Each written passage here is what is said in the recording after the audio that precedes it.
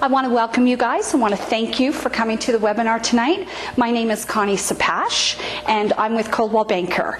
I've been with Coldwell Banker for a couple of years. I come from a long line of office administration, office management, things like that, doing a lot with the public sector.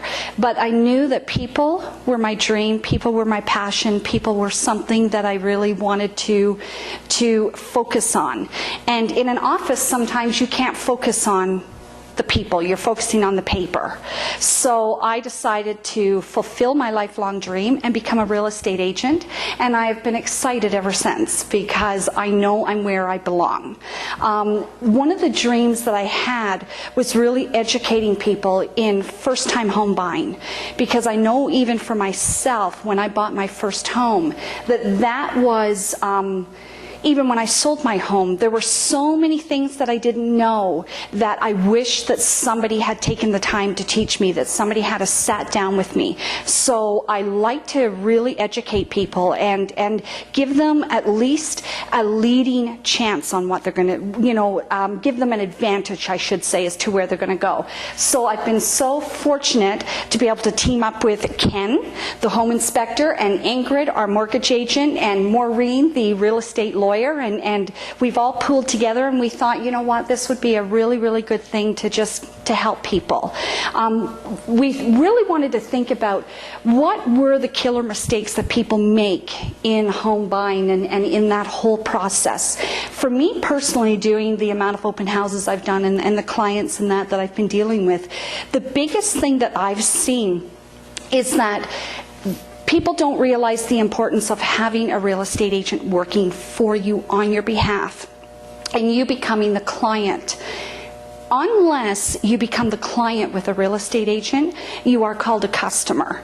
And when you're a customer, I can say yes and no to something, I can tell you something, but I cannot give you advice. And that's kind of that's our code of ethics, and that's what we have to follow according to the Toronto Real Estate Board.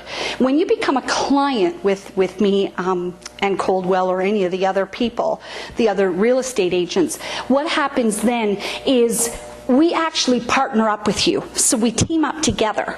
And I am now able to give you advice. I'm now able to help you. I'm able to share with you the pros and cons of buying a property, not buying a property, all the things I couldn't do with you as a client.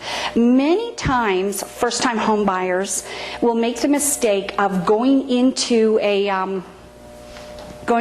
home, an open house in particular, and they may have seen a mortgage agent, they may have got all of their groundwork that they think done, but they still are not working with a real estate agent. So they go in, they see a house, they go to various open houses, and they see a property that they like. And they say, you know what, I think I'd like to buy it. They go home, they think about it, they call the real estate agent, the listing agent of that property. But they don't realize the danger that's involved in doing that. Now, there is a thing that we call dual agency, and that is something that I really, really like to educate people on. Me, personally, I have chosen to take the advice of some real estate agents who have been in the business for many, many years, and they have decided to not do what you call a dual agency. And the reason for that is because for me, it's very dangerous. It's a gray area, because what happens is if you don't have a real estate agent that's working for you, you decide you want to buy that house and you've called the listing agent. That listing agent has a contract with that seller. So they're bound to each other by contract. That is their client. Now, we're all humans, and technically you can do what you call a dual agency, where he represents the seller, and he also represents, or she also represents, the buyer.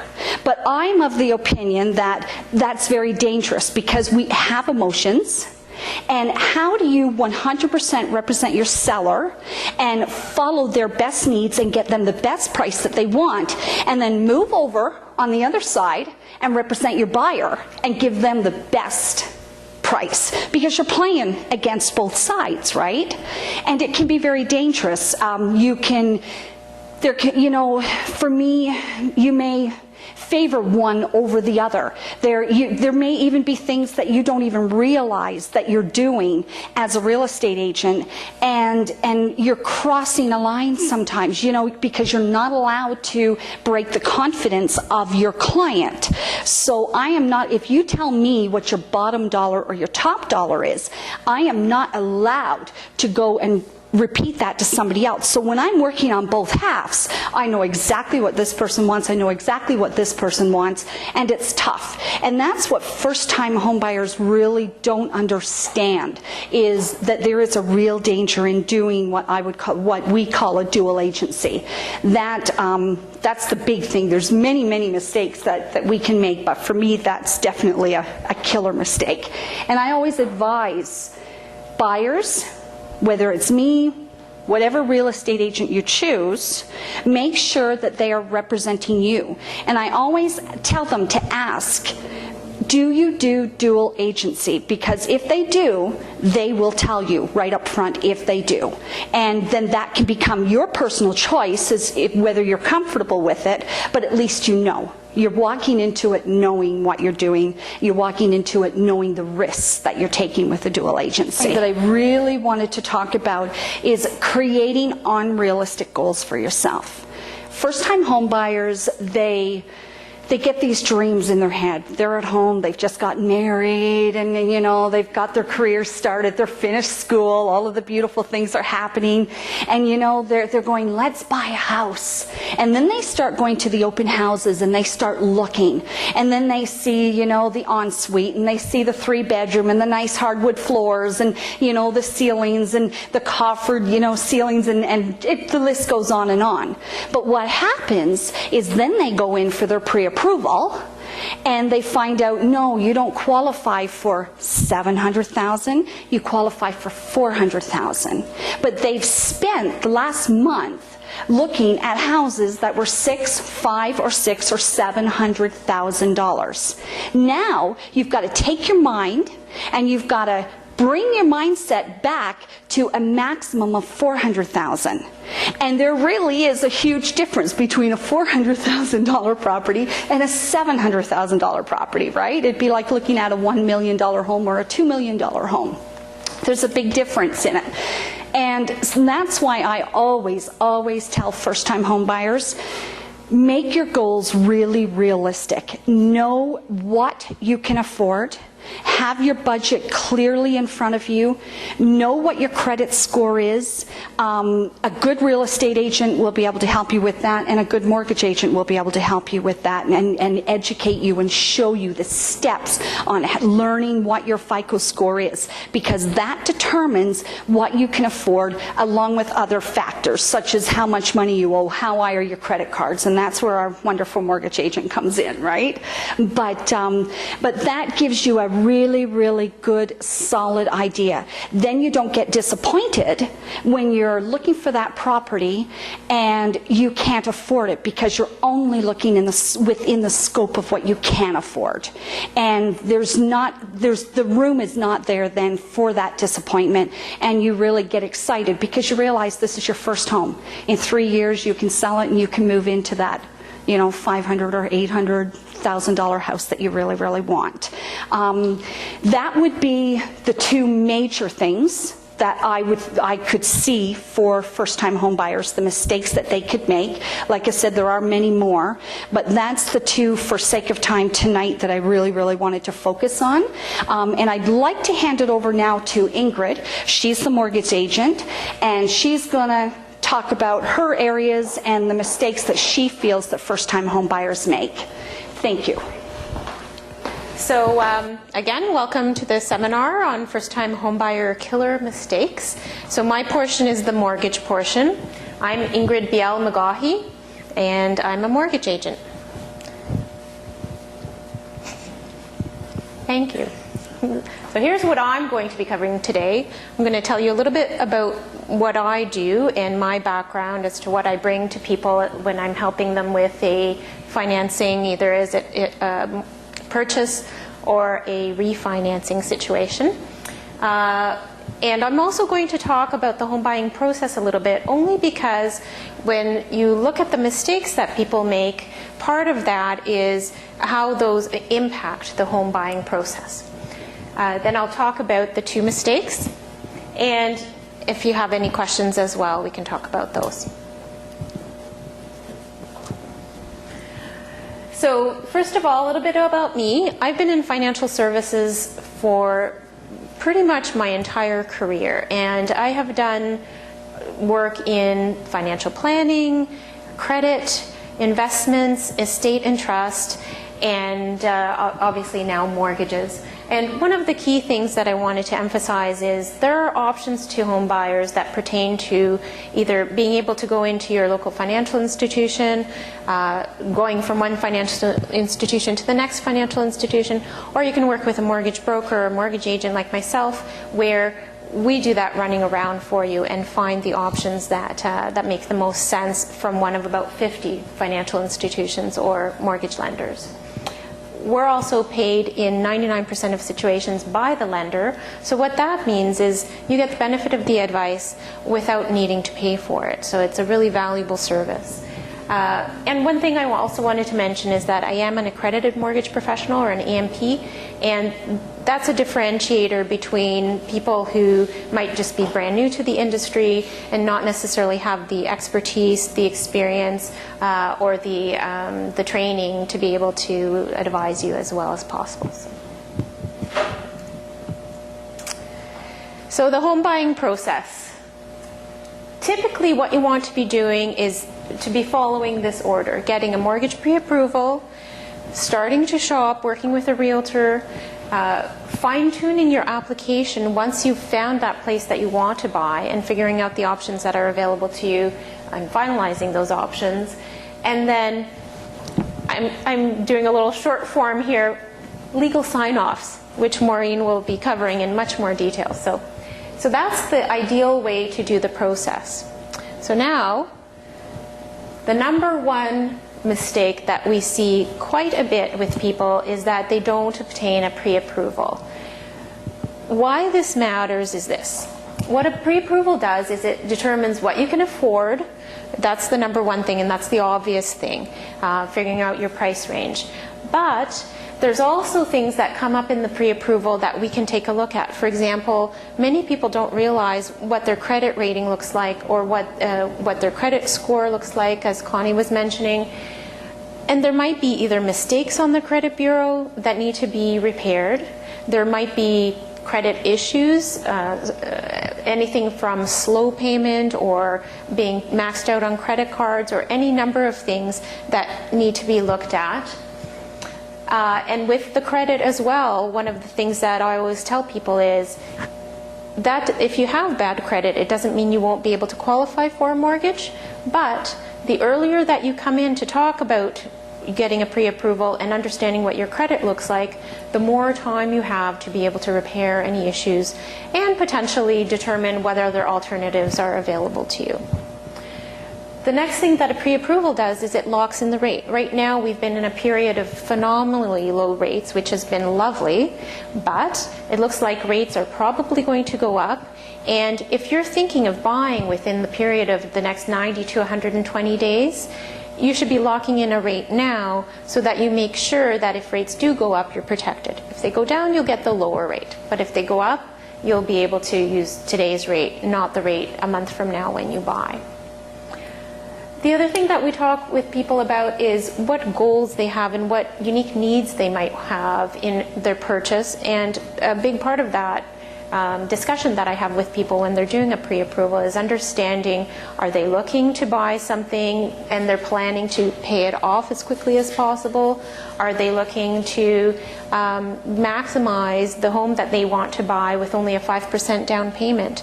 And they won't be looking for prepayment options, and they'd prefer a no-frills type of mortgage. So that's the discussion that we have to understand what people need. The next thing is gathering up documentation as well. There's going to be lots of paperwork that you need to submit when you actually do finalize your home purchase, and when you're looking at proceeding with an actual purchase. And there's nothing more stressful than learning that you need to provide income tax returns, or that you have documentation that you need to get, or your human resources department is slow on preparing a job letter. So the earlier you start gathering that documentation, the more smooth and less stressful you can make that process of buying the home when you're ready. So it makes everything quicker. It helps you avoid or minimize hassles and avoid little surprises that might pop up as you go along. So. Mistake number 2, looking only at the rate. Recently, we've had a number of phenomenal rate sales, we'll call them, and the rates have been a really big focus in the media. It's been a topic of conversation with almost every either home buyer or people who already own a home. What's the best rate?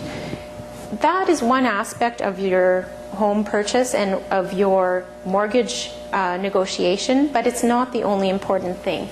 Other things are, does it make sense for you to have an open or closed mortgage? And is that even an option available to you on those rock bottom rates? Looking at getting a fixed or variable rate. And these all depend on what your personal circumstances are. For example, someone who is a first-time home buyer and is buying a property where they're planning to stay there for 3 years, it doesn't make sense for them to be looking at a 5-year fixed mortgage, because in 3 years they may need to make changes. And similarly, there's been a lot of 10-year mortgage rate sales, and again, it only makes sense for a very few people to lock in for that great rate for 10 years. So it's something that really needs to be discussed. Amortization as well is one of the things that you need to look at in terms of your affordability, and not looking so much at just the out-of-the-box type of solution. And then, of course, payment frequency and prepayment privileges. The more you can prepay and the more often you can prepay, the more you save on interest costs over the lifetime of your mortgage. Okay, and one of the things that a mortgage broker can do, as I mentioned earlier, we can advise you on your credit so that you understand how to put yourself in the best possible situation for being able to qualify, and also being able to qualify for the best rates. Again, the advice that we provide is independent of a particular financial institution. So we're not just looking at giving people exactly what our financial institution offers, but we look at a number of different options and try to make them as coordinated as much as possible with someone's personal situation. And so the way I like to say it is that we do the heavy lifting. We do all of the sussing out of what the options are, and find what's most appropriate for you to save you time and save you money.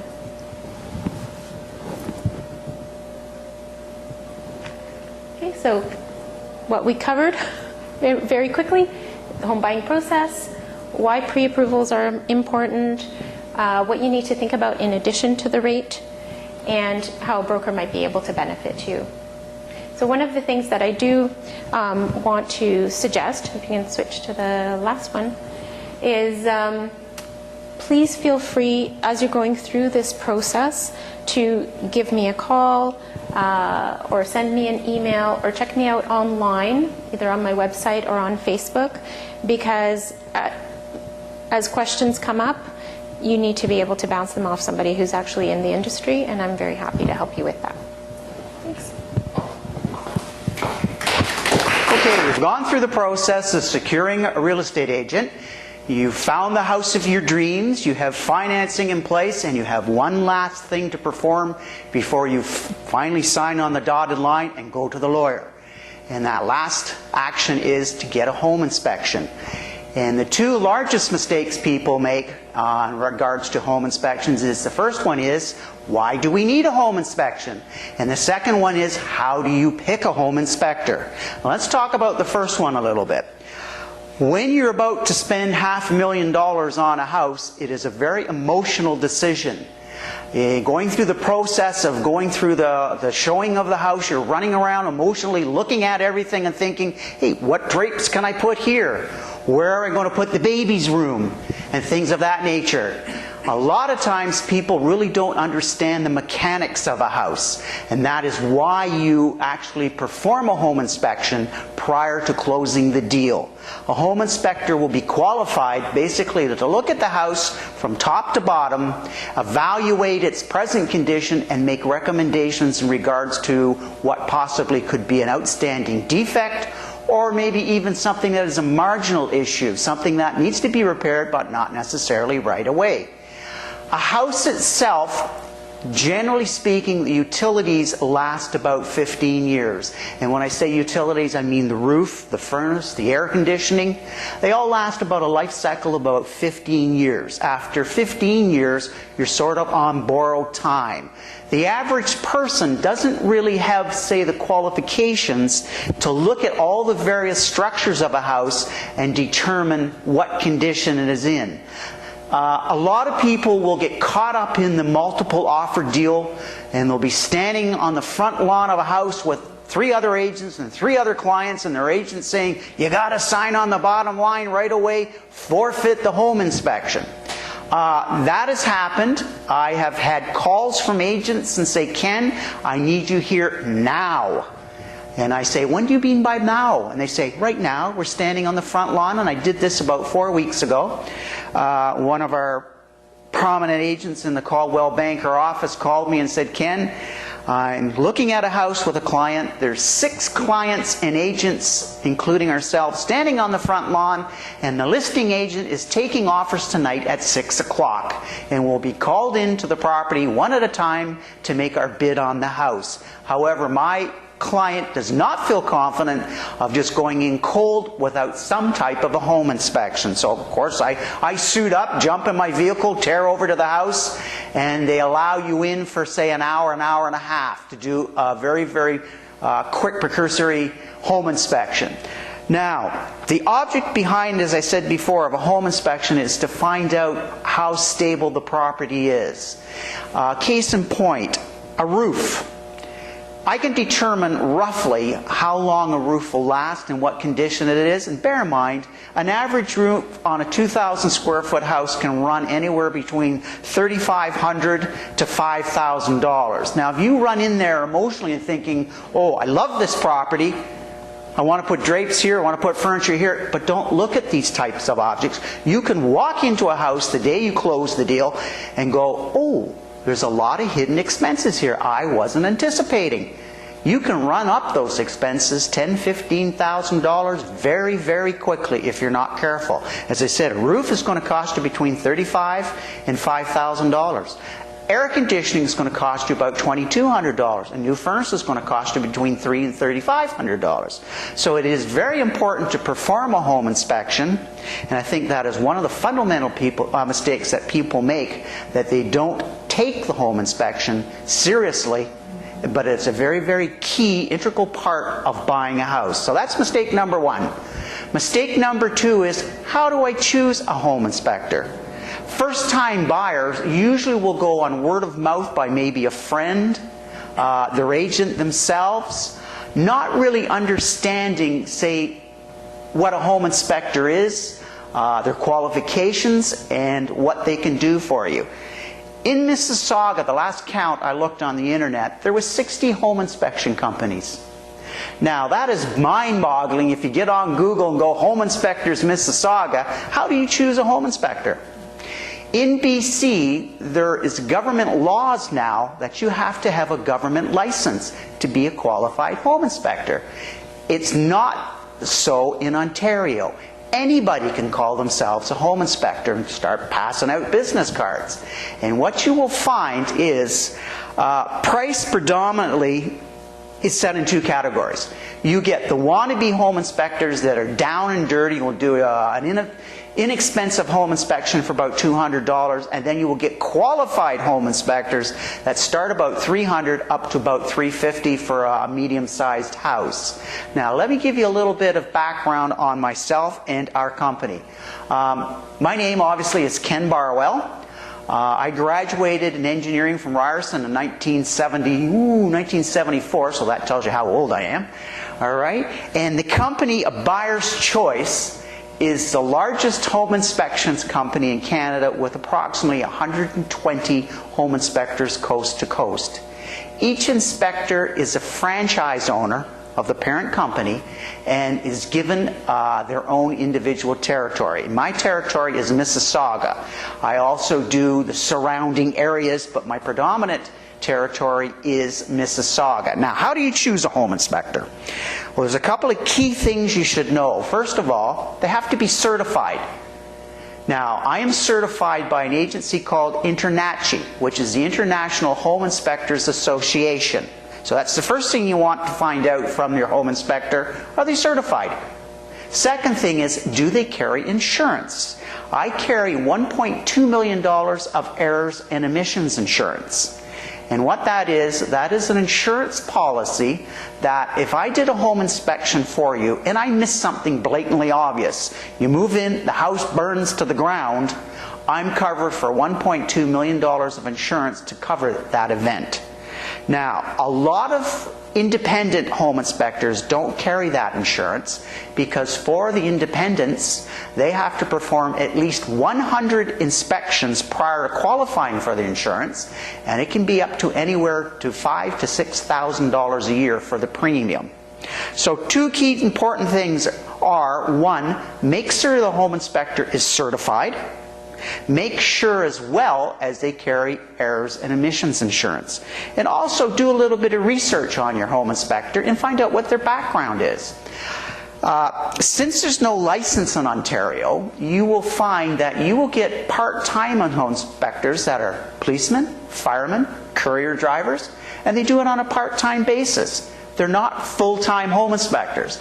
This is my career. I've chosen this because I thoroughly enjoy what I'm doing, and I honestly want to help people when they buy a house, protect them. I've had situations where I've done new houses, brand new homes that are look beautiful on the outsides. Cosmetically, they're great. In fact, I did a house about 2 years ago up in Barrie, and we did the whole home inspection. We got to the very end of it, and the last step usually in a home inspection is go up into the attic. And you wouldn't think this of a brand new house. It was in the winter, climbed up in the attic, and what did I see? I saw 7 little piles of snow sitting on top of the insulation. And the reason the snow was there, they used the wrong type of non-baffled roof vents in the roof on the shingles. So anytime they had a snowstorm and the wind was blowing from the north, it was blowing it up the side of the roof, through the non-baffled vents, and it was literally snowing inside the house. Now, that in itself could have been a disaster come spring, and you can visualize what would happen if those little 7 piles of snow had melted. Well, in course of doing the inspection, it was called a PDI inspection, the sales representative for the builder was there, and I spoke to the sales representative and said, go get the construction superintendent. And we went and got the super. He came over, he stuck his head in the attic and said, oh my heavens, he says, the whole subdivision have used the same vents. They had one heck of a lawsuit with the roofer to figure out who was going to pay for the retrofit on the ventilation vents on the top of the house. My point is I'm trying to make is even new houses, it pays to spend the $300 to have them looked at. When you're doing a PDF inspection, your final inspection with the builder's representative will walk through the house with you, checking off various things that you bring up that are visual. Some of the things sometimes get amiss. And that's where a home inspector can see some of the structural issues. And yes, you do find structural issues in brand new houses. However, they're probably far more prevalent in resale homes, and I can't stress enough that you should get a home inspection on a resale property. I would think it is almost mandatory. Again, I'll stress, you spend say $400,000 or $500,000 on a house, you don't want any hidden horror stories to come back and haunt you upon moving day when you close on the property. So in my opinion, $300 to $350 is an excellent investment to protect you. Okay? And that pretty much covers, say, the 2 most common errors of why you should pick a home inspector and how you go about actually picking one. Any questions? No? Okay, very good then. Thank you. How many of you are getting some good information out of tonight's presentation? Yes, yes. How many of you are getting a little confused or little eyes glazed over? No. Are you finding it's a lot of information? Yeah, I have some questions. There is a lot to take in. I'm going to tell you a little bit about the legal side of the transaction because I'm a lawyer. My name is Maureen Tabucci. And I'm doing this, again, like Connie said, because this is what I really want to be doing. I started my career as a lawyer in mergers and acquisitions tax, and I found it very exciting for the first couple of years, and then I realized that I wasn't getting the personal satisfaction out of that career that I needed. So I decided to open my own law practice, and in my law practice I do real estate law, I do wills and estate planning, I do business law, and I also do some family law, which I've trademarked a special type of law called the friendly divorce. So what are the two main things that I'd like to get across from a legal standpoint, and what are the two killer mistakes that people make when they're buying their first home that I see? Because I'm usually at the end of the row. So usually you will get introduced to a realtor, the mortgage broker, then once you have your deal in place, the home inspector will come and make sure that everything's okay. And then I come at the end of the road. So in a way, a lot of the weight falls on the lawyer. And also, in a way, there's a lot of things to be done before the transaction gets to my office. Having said that, one of the biggest mistakes I find is people just not being organized with the things that they need to do. So I'm going to tell you the most important things that you will need to do before you see your lawyer. And number one is you will most often need to place insurance on your home, or if it's a condominium, it's a little bit different. Does anyone know if you have to have insurance on a condominium? Home insurance? That's actually not true. Officially, you do not have to have insurance on a condominium because the property management and the condominium association does have insurance on the structure.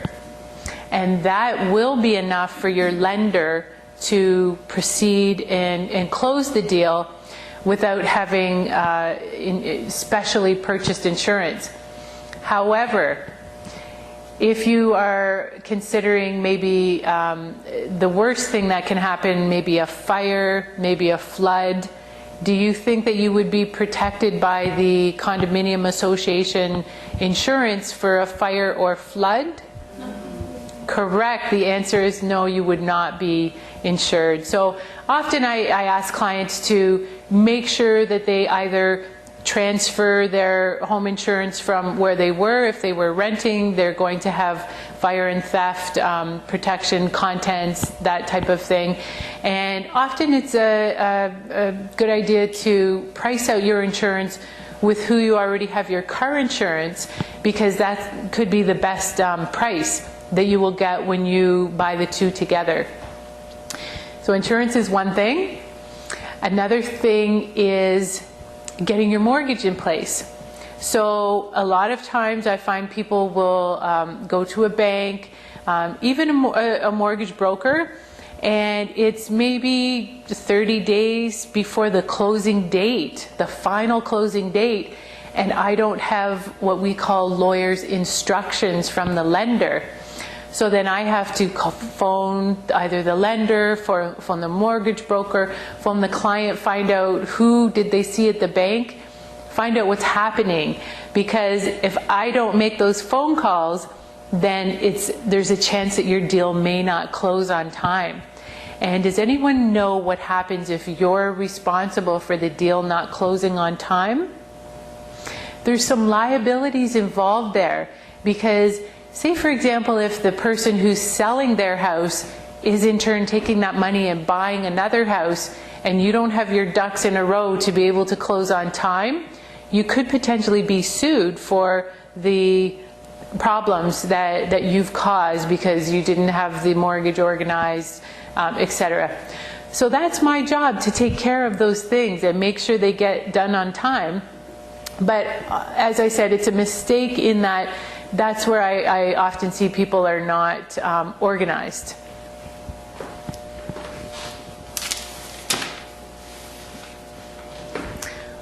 Two smaller items that are included in what I'll call the organizational part is to make sure that your utilities are set up. And again, with a condominium, you may have most of your utilities paid by the condominium association, or you may have a hydro that's separately metered, or water that's separately metered. So you will in those cases have to set up those utilities, whether it's a house or a condominium. And the last item is just to consider the method of ownership. And this could be an hour-long a seminar just on the method of ownership, because it's so fascinating. Now, if you're a husband and wife, you will normally own a property as joint tenants. You hear the word tenant, it actually has nothing to do with renting. It goes back to the old archaic days, and tenant just meant a property owner at that time. A joint tenant refers to a type of ownership where you have a right of survivorship.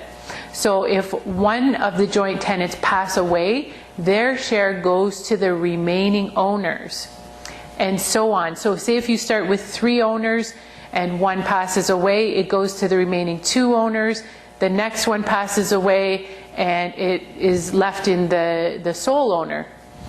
This is in contrast with a type of ownership called tenants in common. Again, don't be distracted by the word tenants, got nothing to do with rental. Tenants in common is a type of ownership where if one person passes away, their right goes to whoever they say in their will, not to the other property owner. So do you see how that's different? And that's it for being organized. Those are the main things to think about, and the main things that I will bother you for prior to the closing in order to make sure we close on time. Quickly, a second mistake that I see people making is, does anyone have any ideas? Care to guess? It's got something to do with money. Yes? Closing costs?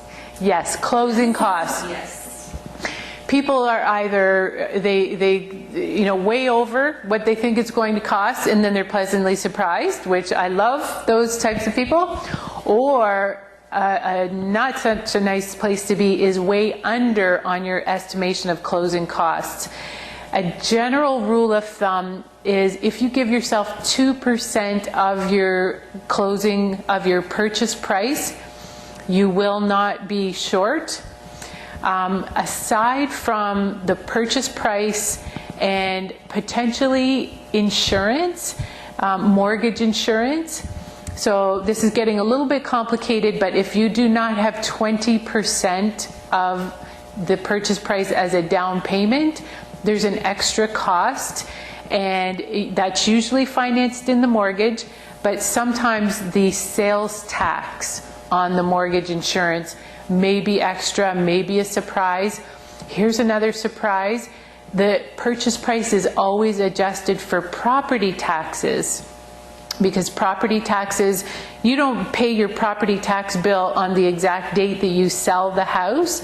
So there has to be an adjustment. And sometimes on the day of sale, you may end up prepaying for part or all of the rest of the year. So you need that on the day of closing. So those are the two main mistakes that I see people making when they come into my office. And something that Connie mentioned earlier, I just wanted to reiterate the fact that realtors can act as dual agent, and she's chosen not to. I didn't realize that. I've learned something tonight, and I applaud you for that. In contrast, lawyers cannot act for a buyer and seller. And can anyone think what the reason for that would be? Confidentiality. And maybe it's just very obvious that it's a conflict of interest. It truly is. And I always, when clients come into my office and I see that they've been maybe attending an open house and their offer went in by the same person that happened to be selling the house, I get a little nervous in that situation. So I'm going to end it for the lawyer part right now. I hope you enjoyed it. Welcome to my office. And again, as Ingrid said, we are here if you have any questions. No obligation. The four of us found each other. We love to educate. So welcome tonight. Thank you so much for coming. Okay. I want to thank you guys so much for coming tonight. We really, really appreciate it. And I'm so happy with the team that we have, because you probably have noticed that, you know what, I believe that we are very dedicated. We're dedicated to giving information and knowledge. It's not just about getting the paycheck. It's not about the commission check. It's about making sure at the end of the day that the people that I've helped are very, very happy, and that they don't run into any, you know, as Ken said, any hidden costs or any hidden areas that somebody didn't tell them about. There's so many areas that for all of us that we could share with you and tell you about, but that was really the two main ones for us. I'm available, like they've all said. I'm also available if you have any information, or if you want any information and you have any questions. You've got my phone number. We'll also tonight, you can pick my brain, and I really don't mind helping you to the best of my ability. If I don't have the answer tonight, I will have the answer tomorrow, and I say that to everybody. Again, I'm really, really happy you came. I'm thankful and I'm honored that you're here, and thank you so much for doing this seminar with us. Thank you.